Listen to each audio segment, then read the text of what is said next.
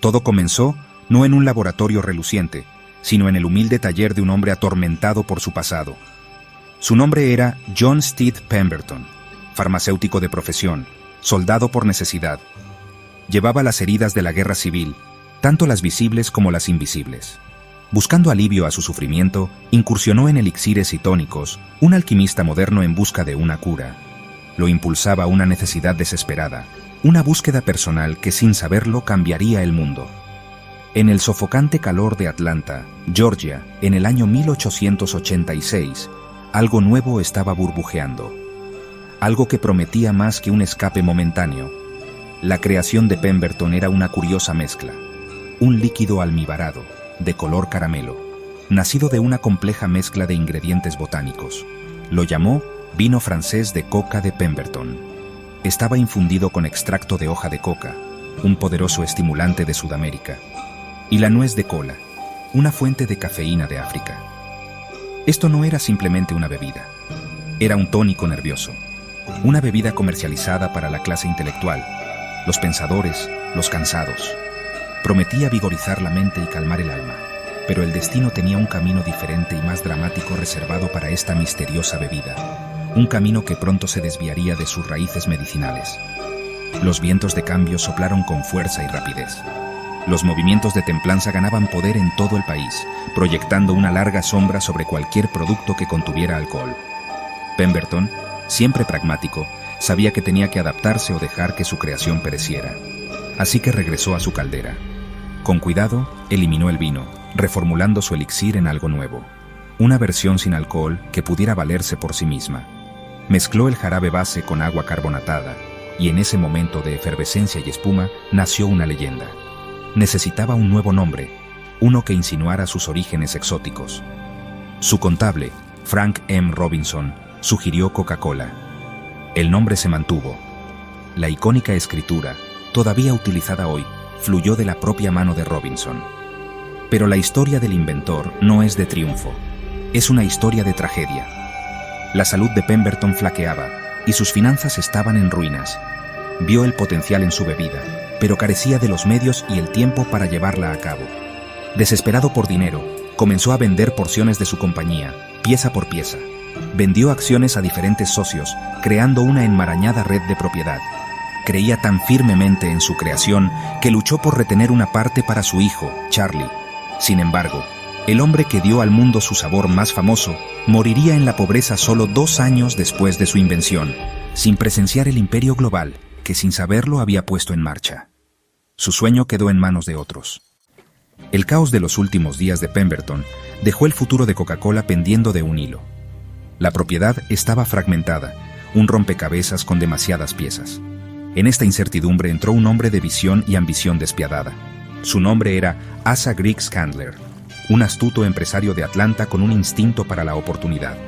Vio lo que otros no vieron, el inmenso potencial sin explotar encerrado en ese jarabe dulce y oscuro. Comenzó una campaña metódica y decidida para consolidar el poder. Buscó cada acción, cada certificado de propiedad. Negoció, persuadió, compró a el hijo de Pemberton y a los otros socios, uno por uno. Para 1891, Candler había logrado su objetivo.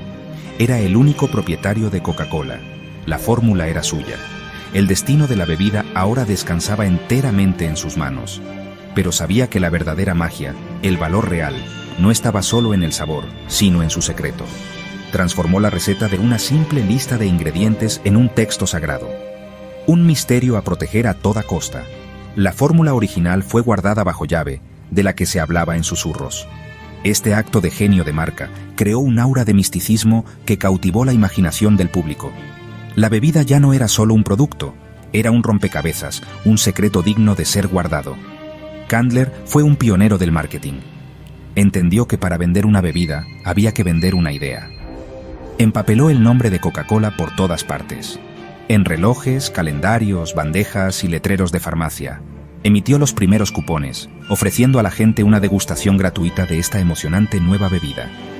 Fue una estrategia simple, pero revolucionaria. Dales un vaso gratis y volverían y pagarían por toda una vida más. Cambió la narrativa de la medicina hacia el puro refresco y el placer. Coca-Cola se convirtió en la pausa que refresca, un delicioso manjar para cualquier momento del día. La demanda creció más allá de lo que Candler podría haber imaginado. Pero, ¿cómo podría llevar Coca-Cola a manos de todos, en todas partes? La respuesta llegó en 1899, de dos abogados emprendedores. Se acercaron a Candler con una audaz propuesta que les permitiera embotellar la bebida. Al principio, Candler se mostró escéptico. Vender jarabe era fácil y rentable. El embotellado era complejo y complicado.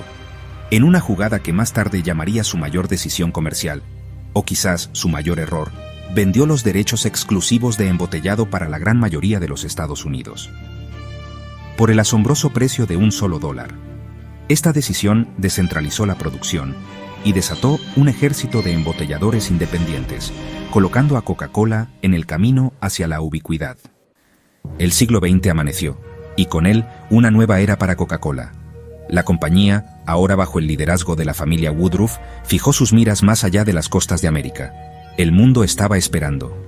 La expansión comenzó lentamente, primero hacia países vecinos como Cuba y Canadá. Pero fue un conflicto global lo que realmente lanzó a Coca-Cola al escenario mundial. Cuando Estados Unidos entró en la Segunda Guerra Mundial, Robert Woodruff hizo un decreto trascendental. Declaró que todo hombre uniformado debería poder conseguir una botella de Coca-Cola por 5 centavos, donde quiera que estuviera. Fue una promesa patriótica y un golpe maestro de negocios. No se trataba solo de refresco, se trataba de moral. Se trataba de llevar un pequeño sabor a hogar a los soldados que luchaban en tierras lejanas y extranjeras. La compañía hizo todo lo posible para cumplir esta promesa. Docenas de plantas embotelladoras fueron enviadas al extranjero y se instalaron detrás de las líneas del frente en Europa y el Pacífico. La Coca-Cola se convirtió en un símbolo del estilo de vida americano, una comodidad familiar en un mundo desgarrado por la guerra. Los soldados la compartían con los lugareños, convirtiendo la bebida en una embajadora en una botella de vidrio. Cuando terminó la guerra, la infraestructura ya estaba en su lugar. Coca-Cola tenía una presencia global, lista para servir a un mundo ansioso por la paz y la prosperidad. Los años de la posguerra vieron una explosión de globalización, y Coca-Cola estaba a la vanguardia. Cabalgó la ola de la influencia cultural estadounidense. Su logo rojo y blanco se volvió tan reconocible como la propia bandera. La compañía dominó el arte del marketing global, manteniendo un toque local. Las campañas publicitarias se adaptaron a diferentes culturas, pero el mensaje central seguía siendo el mismo: felicidad, unión y refresco. La icónica botella contorneada, tan distintiva que se podía reconocer al tacto en la oscuridad, se convirtió en un símbolo universal.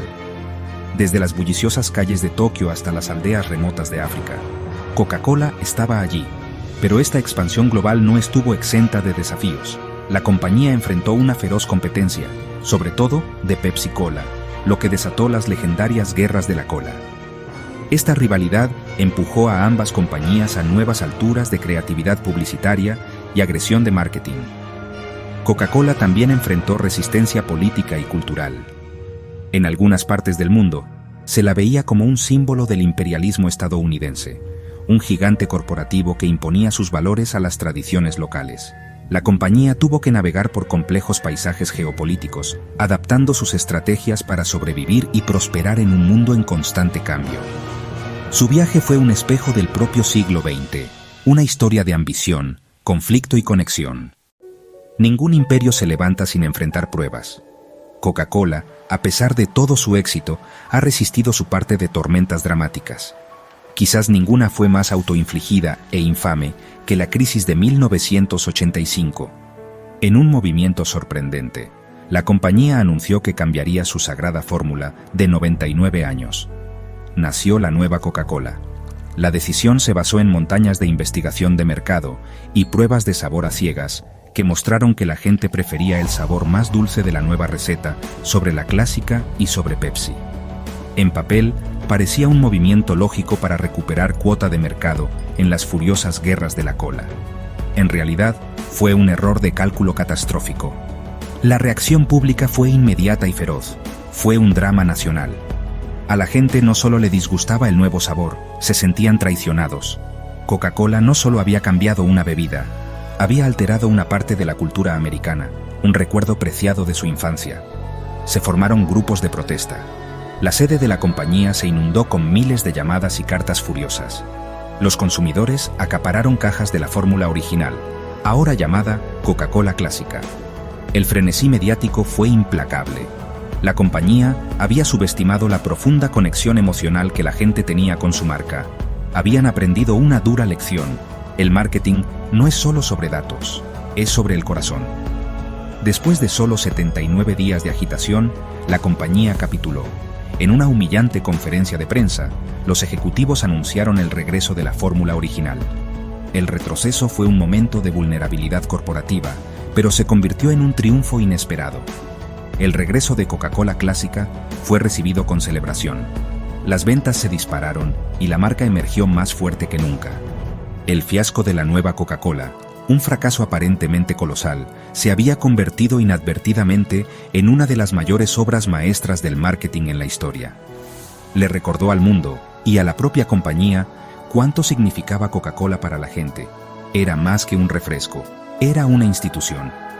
Hoy, Coca-Cola se erige como un titán de la industria, un símbolo universal reconocido en casi todos los rincones del planeta.